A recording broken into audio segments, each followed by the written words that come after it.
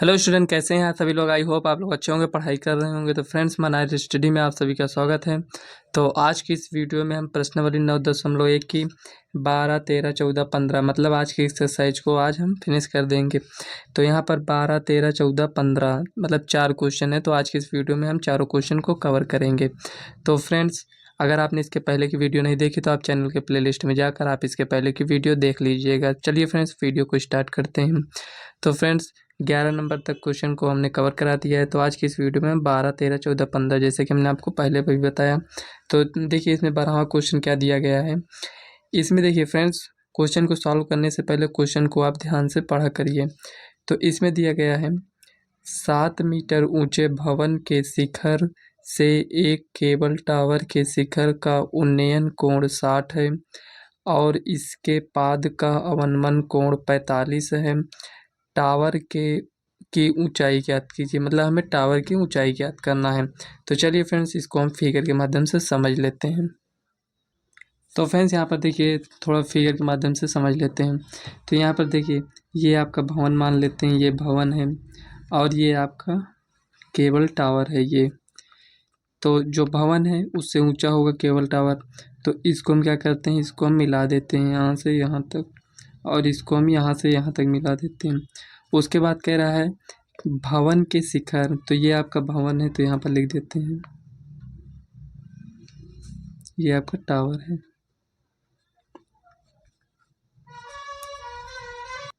तो कह रहा है भवन के शिखर, ये आपका पाद बिंदु होता है, ये शिखर होता है। तो भवन के शिखर और टावर के शिखर का उन्नयन कोण कितना कह रहा है, 60 अंश।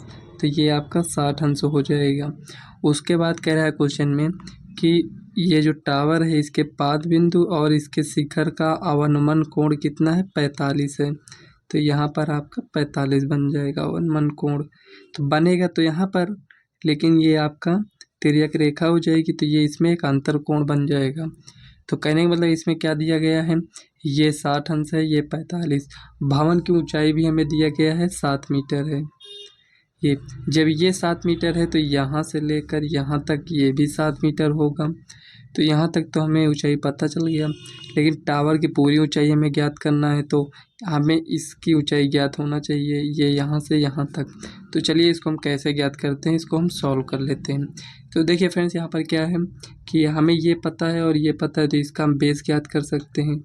तो जो बेस इतना, ये मतलब आधार जो है यहाँ पर भी सेम होगा।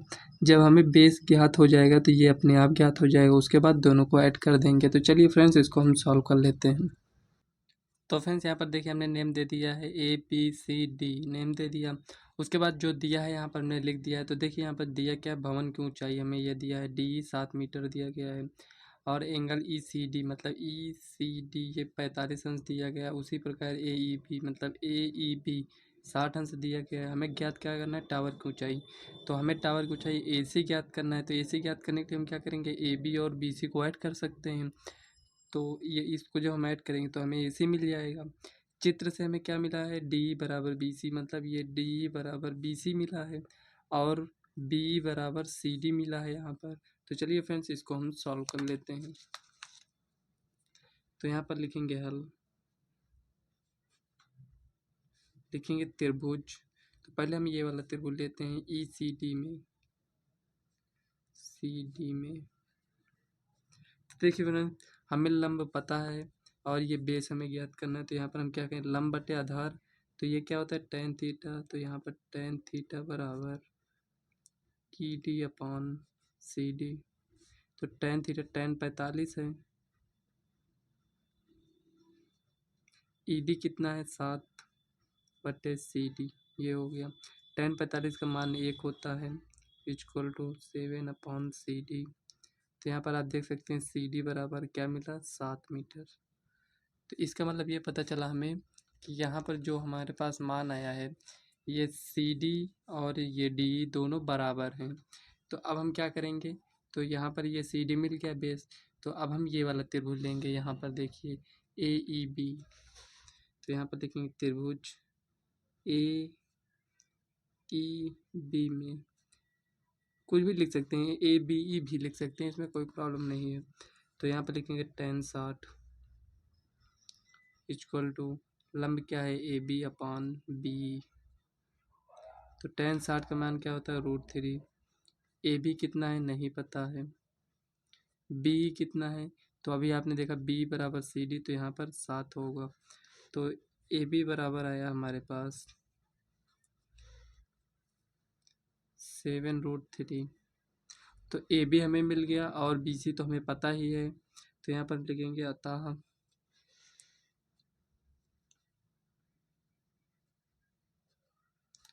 टावर की ऊंचाई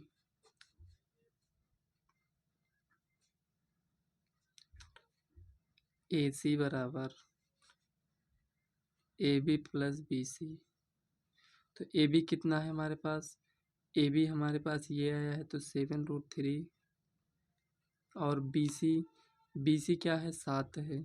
तो देखिए फ्रेंड्स यहाँ पर 7 इसमें भी है इसमें भी है, तो कॉमन ले लेंगे। तो यहाँ पर 7√3 + 1 मीटर। तो यही आपका फाइनल आंसर हो जाएगा। तो फ्रेंड्स हम आशा करते हैं आपको ये समझ में आया होगा। तो चलिए नेक्स्ट क्वेश्चन देख लेते हैं क्या दिया है। तो फ्रेंड्स यहाँ पर देखिए 13 नंबर क्वेश्चन में इसमें दिया गया है समुद्र तल से 75 मीटर ऊंची लाइट। मतलब कि मान लीजिए ये समुद्र तल होगा, इससे ऊंचाई पर कोई खंभा लगा होगा जिसमें 75 मीटर खंभे की लंबाई होगी, तो उसमें एक लाइट लगा है। के शिखर से देखने पर दो समुद्री जहाज़ों के अवनमन कोण 30 और 45 हैं। यदि लाइट हाउस के एक ही ओर एक जहाज़ दूसरे जहाज़ के ठीक पीछे हो तो दो जहाज़ों के बीच की दूरी ज्ञात कीजिए। तो फ्रेंड्स यहाँ पर जैसे मान लीजिए एक जहाज़ यहाँ पर है, एक जहाज़ यहाँ पर है, तो इन दोनों जहाज़ों के बीच की दूरी ज्ञात करना है। तो जो क्वेश्चन इसमें कह रहा है, तो चलिए इसी का हेल्प लेकर हम इसमें फिगर बनाते हैं। तो देखिए फ्रेंड्स यहाँ पर मान लेते हैं कि ये आपके समुद्र के किनारे लाइट लगी हुई है, ये लाइट लगी हुई है, मतलब ये खंभा है और यहाँ पर शीर्ष पर यहाँ पर लाइट लगी हुई है। और ये आपका समुद्र है, यहाँ पर ये समुद्र है, ये आपका समुद्र है, यहाँ पर लाइट लगी हुई है। तो देखिए मतलब ये खंभा है और यहाँ शीर्ष पर जो है ये लाइट लगी हुई। तो क्वेश्चन में कह रहा है यहाँ पर लाइट, ये यहाँ जहाँ पर लाइट लगी है यहाँ से देखने पर एक जहाज़ यहाँ पर है और एक जहाज़ यहाँ पर है। तो यहाँ से देख रहे हैं तो इस जहाज़ से अवनमन कोण यहाँ से और यहाँ से, तो देखिए यहाँ से देख रहे हैं तो ये आपका अवनमन कोण यहाँ से, ये अगर ये 30 है तो ये भी यहाँ पर 30 हो जाएगा। उसके बाद देखिए यहाँ से ये पूरा ये 60 है तो यहाँ पर भी ये 60 हो जाएगा। तो क्वेश्चन में आपसे कह क्या रहा है, तो ये समझिए ये जहाज़ है और ये एक जहाज़ है, तो यहाँ से अवनमन कोण 30 है, दूसरे जहाज़ का अवनमन कोण 60 है यहाँ पर। तो क्वेश्चन में कह रहा है कि ये जो इस जहाज़ और इस जहाज़ के बीच की दूरी हमें ज्ञात करना है। तो चलिए हमें दूरी नहीं पता है, तो फ्रेंड्स यहाँ 60 नहीं ये 45 है, सॉरी यहाँ पर ये 45 है। तो ये हो गया। अब देखिए यहाँ से यहाँ की दूरी हम x मान लेते हैं, तो चलिए इसको हम नेम दे देते हैं A B C D। और ये खंभे की लंबाई कितना है 75 मीटर। तो जो हमें दिया है उसी को हम यहाँ पर लिख लेते हैं पहले। तो देखिए फ्रेंड्स जो यहाँ पर दिया गया है उसी को हमने यहाँ पर लिख लिया। जैसे ADB दिया गया है तो ADB, तो यहाँ पर 30 है। ACB कितना है ACB 45 है। AB कितना है ये जहाँ पर ये लाइट लगी उस खंभे की लंबाई कितना है 75 मीटर है। तो यहाँ पर ये जो CD कितना है x, तो यहाँ पर हमने माना दोनों जहाज़ों के बीच की दूरी कितना है x मीटर है। तो यहाँ पर x मीटर है, ये तो हमें पता नहीं कितने मीटर है, हमें ज्ञात क्या करना है CD मतलब इसके बीच की दूरी क्या माने हैं x माने, तो इसी को हमें ज्ञात करना है। तो चलिए फ्रेंड्स इसको हम ज्ञात कर लेते हैं। तो सबसे पहले हम क्या करेंगे त्रिभुज ABC लेंगे।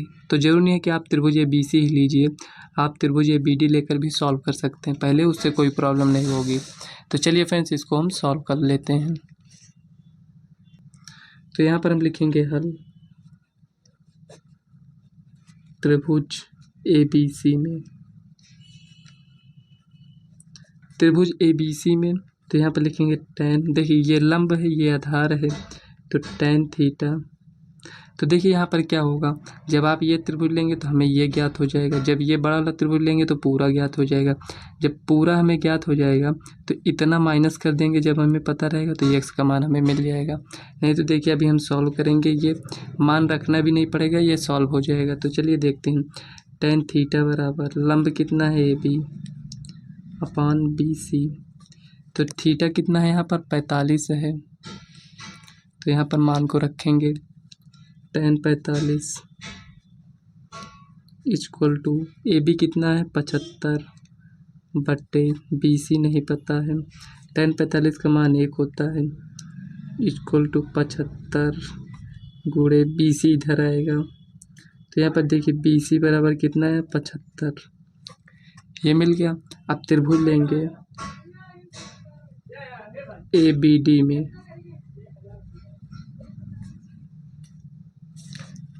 अब देखिए यहाँ पर त्रिभुज ABD कर रहे हैं, तो यहाँ पर त्रिभुज ABD में देखिए क्या होगा। तो यहाँ पर लिखेंगे tan थीटा बराबर AB अपान BD।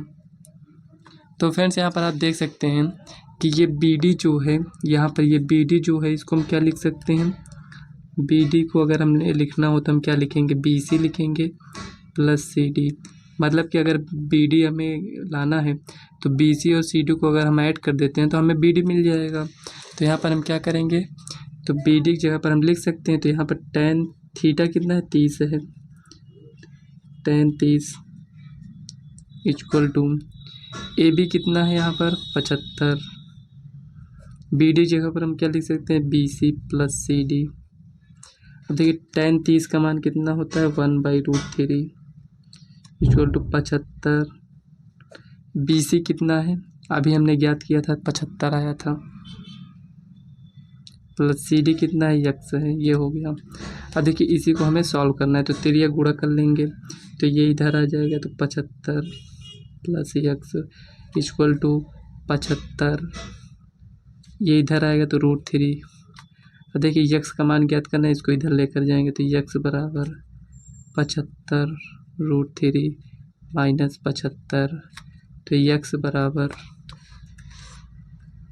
तो ये 75 कॉमन ले लेंगे तो √3 माइनस 1। आप देख सकते हैं कि x बराबर कितना आया है 75√3 माइनस 1। तो यही आपका फाइनल आंसर हो जाएगा। तो फ्रेंड्स यहाँ पर आप बता सकते हैं कि ये क्या आया है, x बराबर ये जो इतना आया है ये आपका आया है दोनों जहाज़ों के बीच की दूरी आया है। तो ये आपका फाइनल आंसर हो जाएगा। तो चलिए नेक्स्ट क्वेश्चन को सॉल्व कर लेते हैं। तो फ्रेंड्स यहाँ पर ये जो नेक्स्ट क्वेश्चन है इसमें आपको देखने बहुत लंबा क्वेश्चन दिख रहा होगा, लेकिन इसमें देखिए जो लिखा है इससे हमें ज़्यादा कुछ नहीं मतलब होता कि ये जो इसमें उन्नयन कोण दिया है, ये लंबाई दिया है, ये लंबाई दिया है, इसी सब से हमको सॉल्व करना रहता है। लेकिन जब आप क्वेश्चन को नहीं पढ़ेंगे तो यहाँ ये नहीं समझ में आएगा कि ये क्या है, ये क्या है और ये क्या दिया गया है। तो फ्रेंड्स इसीलिए क्वेश्चन को पूरा पढ़ना पड़ता है। तो देखिए क्वेश्चन को ये देखिए, जैसे इसमें इतना बड़ा लिखा है तो इसको देख कर नहीं घबराया करिए, इसमें जो लिखा रहता है इसको समझने का प्रयास किया करिए कि ये जो संख्या दिया गया ये है क्या और ये जो दिया गया ये क्या है।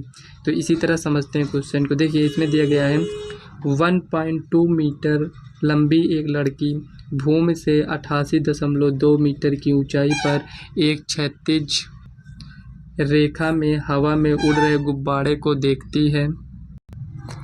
किसी भी क्षण लड़की की आंख से गुब्बारे का उन्नयन कोण 60 है। कुछ समय बाद उन्नयन कोण घटकर 30 हो जाता है।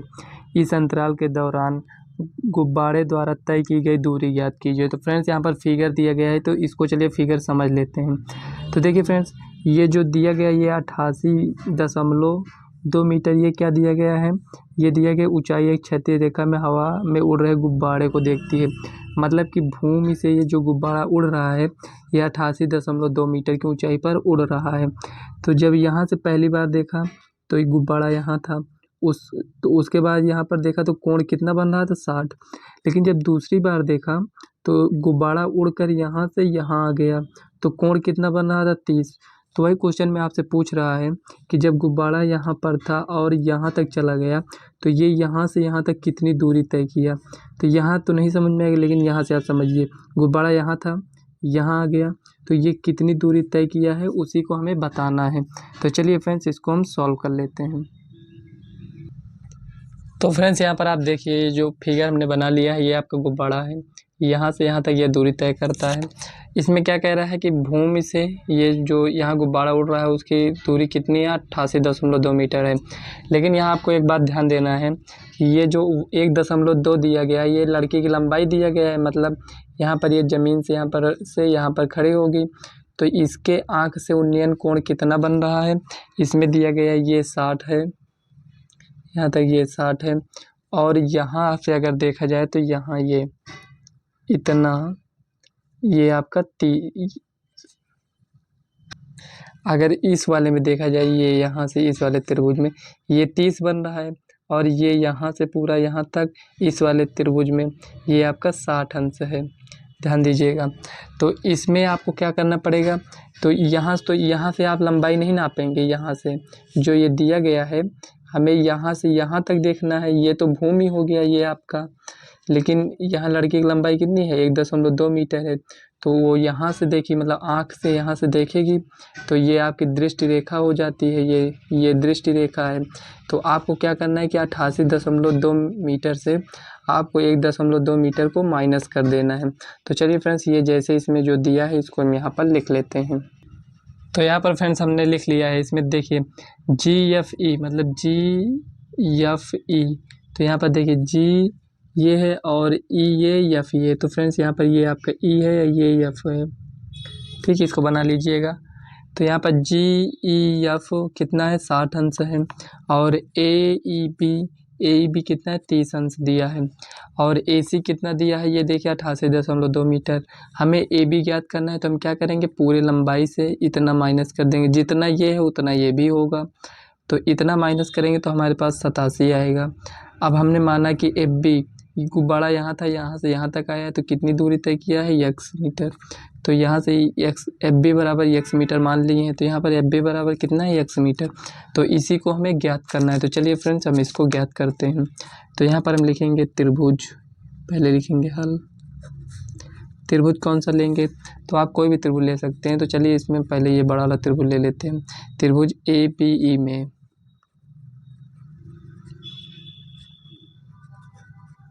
इसमें क्या होगा, देखिए लंब हमें पता है ये ज्ञात हो जाएगा, तो इसमें लिखेंगे tan थीटा बराबर AB अपॉन B,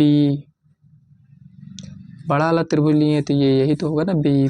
तो यहाँ पर हम देखिए BU क्या लिख सकते हैं, BU को आप लिख सकते हैं FB प्लस EF, ये लिख सकते हैं। तो हमें ज़रूरत पड़ेगी तो हम लिखेंगे इसको। तो यहाँ देखिए थीटा कितना है 30 अंश है, तो यहाँ पर लिखेंगे tan 30 इक्वल टू AB कितना है 87 बटे B की जगह पर हम इसको लिख देंगे FB प्लस FB कितना था आपका x मीटर, तो यहाँ पर हम इसको x प्लस EF नहीं माने तो इसको लिखा रहने दीजिए EF इस तरह, ये हो गया। tan 30 का मान कितना 1/√3 इक्वल टू 87 बटे x प्लस EF, ये हो गया। अब देखिए इसको इधर लेकर आएंगे तो यहाँ पर आएगा x प्लस EF बराबर 87√3, ये आ गया। अब देखिए हमें x का मान ज्ञात करना है तो कितना है 87√3 माइनस EF, हमारे पास x का मान क्या है ये आया, लेकिन EF का मान रखना पड़ेगा। तो इसके लिए हम क्या करेंगे, ये वाला त्रिभुज लेंगे, देखिए यहाँ पर ये वाला GFE वाला लेंगे। तो यहाँ पर हम लिखेंगे त्रिभुज GFE में, इसमें क्या आपको करना है, इसमें tan theta equal to GF upon EF, ये हो गया। अब देखिए इसमें थीटा कितना था आपका 60 था,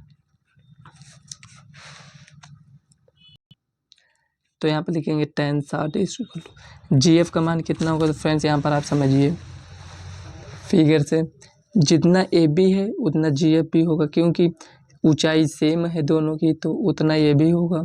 तो यहाँ पर हम लिख सकते हैं कि यहाँ पर साइड में लिख दीजिए GF equal to AB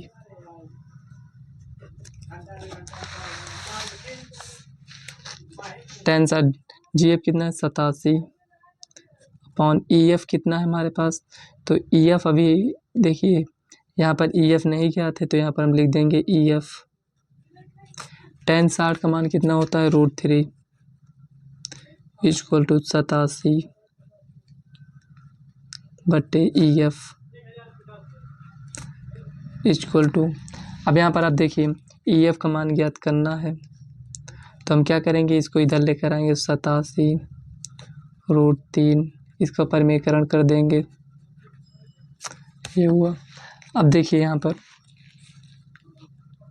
E F equal to 87 √3 upon 3, तो 8 7 15 3 से कैंसिल हो जाएगा, 3 दूनी 6 2 7 3 9 27, तो यहाँ पर देखिए 29 √3, ई एफ का मान ये मिल गया। और यहाँ पर ये क्या आया था, इसको हम समीकरण 1 मान लेते हैं, तो यहाँ पर हम लिखेंगे ई एफ का मान समीकरण 1 में रखने पर, तो यहाँ पर लिखेंगे ई एफ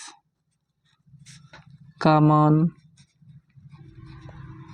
समीकरण 1 में रखने पर,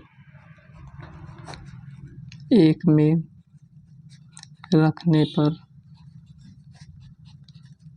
तो चलिए पहले इसमें हम समीकरण 1 को लिख लेते हैं।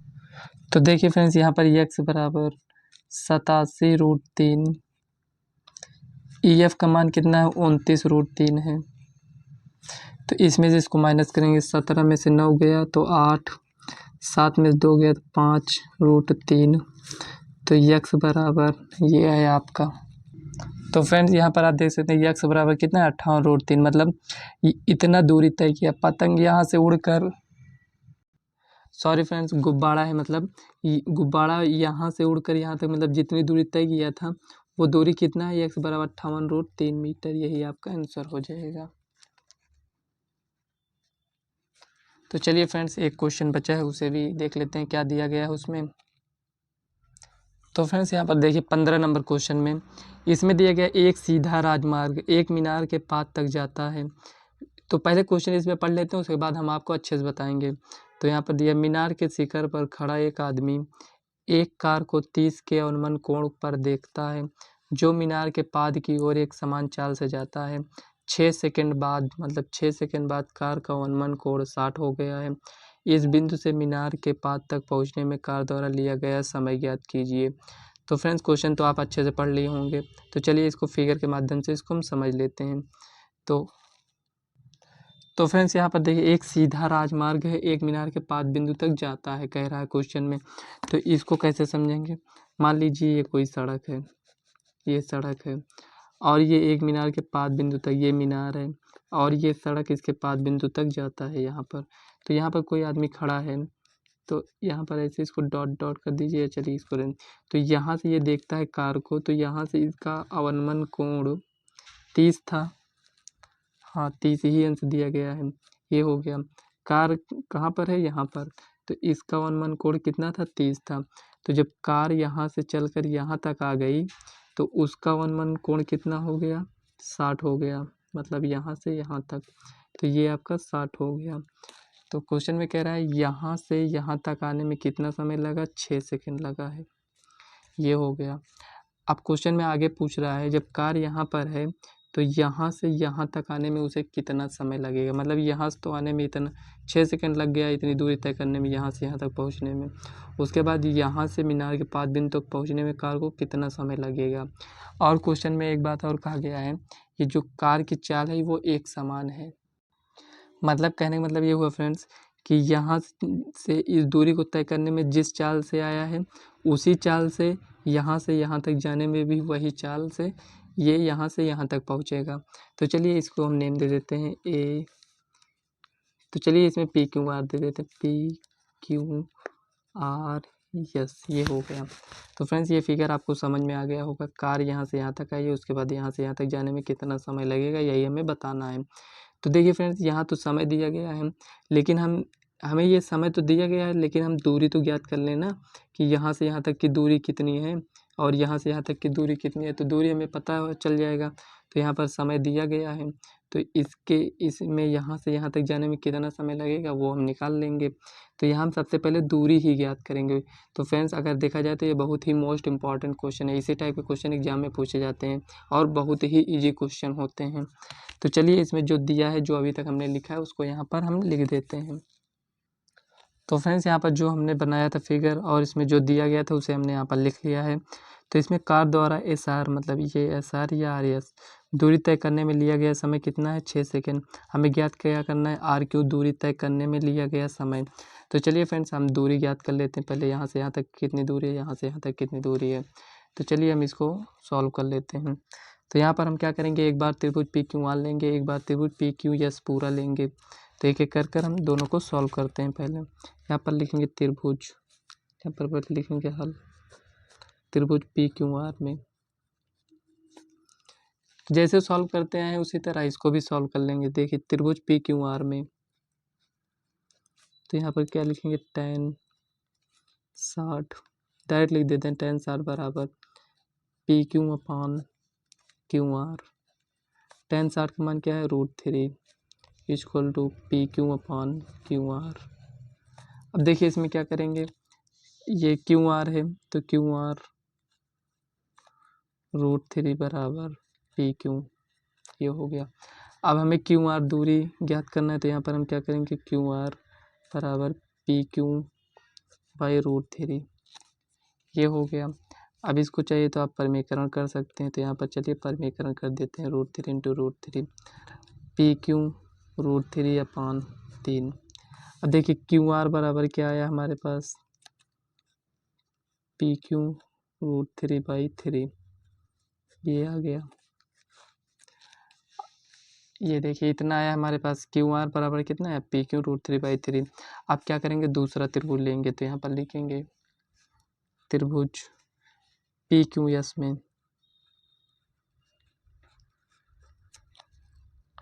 त्रिभुज PQS में tan 30 इक्वल टू, यहाँ पर tan 30 क्या होगा, PQ अपान SQ होगा। तो यहाँ पर देखिए tan 30 का मान क्या होता है, 1/√3। तो यहाँ पर लिखेंगे 1/√3 equal to PQ upon SQ लिखेंगे। अब देखिए SQ को हम क्या लिख सकते हैं, तो यहाँ 1/√3 equal to PQ upon SQ को हम लिख सकते हैं RS प्लस RQ, ये लिख सकते हैं। अब देखिए इसी को हम सॉल्व करेंगे, इसको इधर लेकर आएंगे तो RS plus RQ equal to PQ √3। तो यहाँ पर देख सकते हैं ये RQ और ये जो QR है दोनों एक ही है। तो यहाँ पर हम QR का मान निकालेंगे। तो यहाँ पर RQ लिखें तो लिखा रहने दीजिए, RQ equal to PQ √3 minus RS, ये हो गया। अब क्या करेंगे, RQ का मान रखेंगे, हमें मिला है तो जो मान मिला है उसे आप देखिए। तो यहाँ पर ये जो QR मतलब RQ का मान मिला है, इसको हम समीकरण 1 मान लेते हैं। यहाँ पर लिखेंगे समीकरण 1 से। तो फ्रेंड्स, बहुत ही आसान क्वेश्चन है, इसमें अभी तक हमने कुछ नहीं किया है, बस अभी त्रिभुज PQR लिए हैं और त्रिभुज PQS लिए हैं, दोनों का मान निकाल कर एक का मान जो है दूसरे में रख रहे हैं बस। तो देखिए समीकरण 1 से, तो RQ का मान क्या है, PQ √3/3 equal to PQ √3 minus RS, ये है। तो अब देखिए यहाँ पर क्या करेंगे, तो फ्रेंड्स यहाँ पर हम क्या करते हैं कि ये जो PQ का मान इसमें रखे हैं, इसको हम इसको नहीं रखते हैं। यहाँ पर हम क्या करें, तो ये जो हमारे पास दिया गया है इसको रहने दीजिए। यहाँ पर ये जो दिया गया है इसको हम समीकरण 1 मान लेते हैं। ये यहाँ थोड़ा मिस्टेक हो गया, इसको आप मत लिखिएगा। तो यहाँ पर समीकरण 1 जो है उसे हम यहाँ पर लिख लेते हैं QR √3 बराबर PQ, ये है।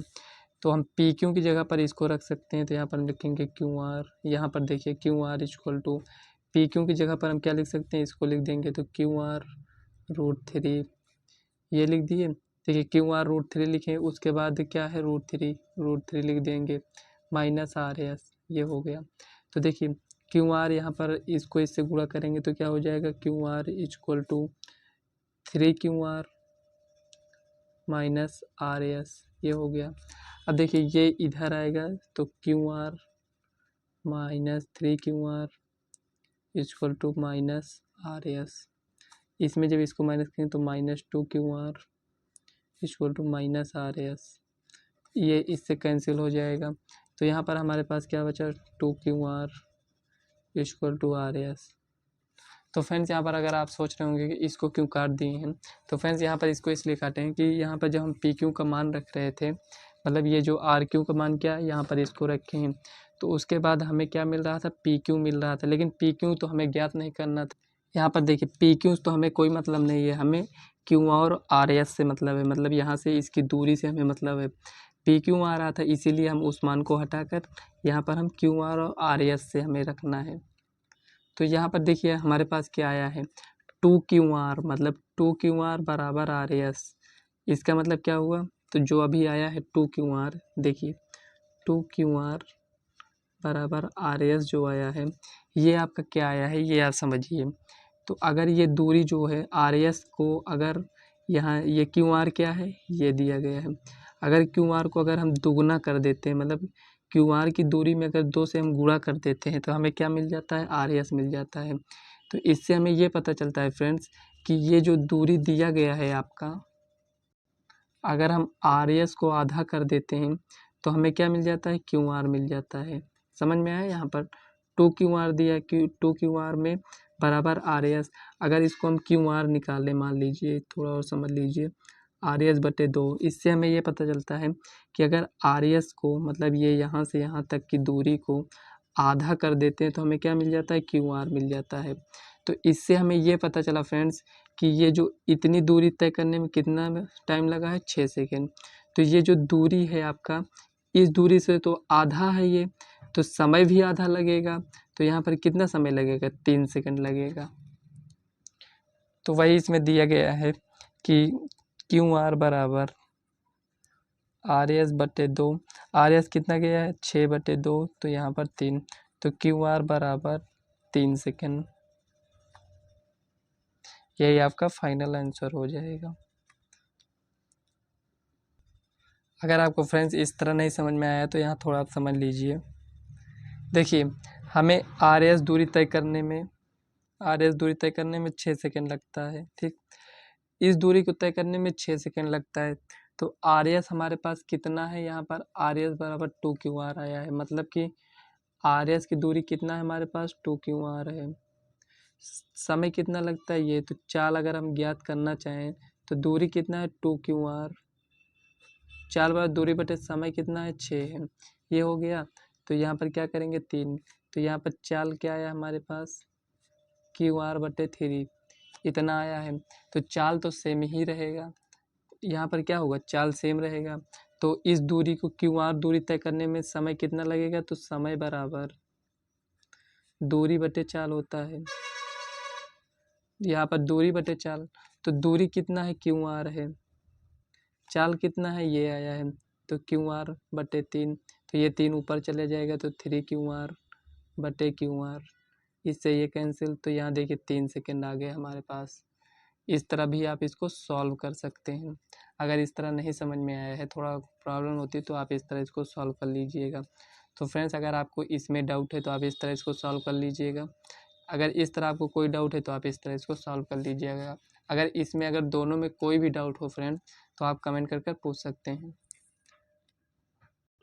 तो फ्रेंड्स ये जो आपकी 9.1 एक्सरसाइज थी, ये आपकी समाप्त हो चुकी है। इसके बाद जो अगला चैप्टर है 10, वो है वृत्त मतलब सर्किल, उसे हम नेक्स्ट वीडियो में कवर करेंगे। तो फ्रेंड्स आज की इस वीडियो को यहीं तक रखते हैं। अगर आपको वीडियो पसंद आए तो वीडियो को लाइक व चैनल को सब्सक्राइब कर लीजिएगा, ताकि आने वाले वीडियो का नोटिफिकेशन आप तक सबसे पहले पहुँचे। तो चलिए फ्रेंड्स मिलते हैं नेक्स्ट वीडियो में, तब तक के लिए बाय।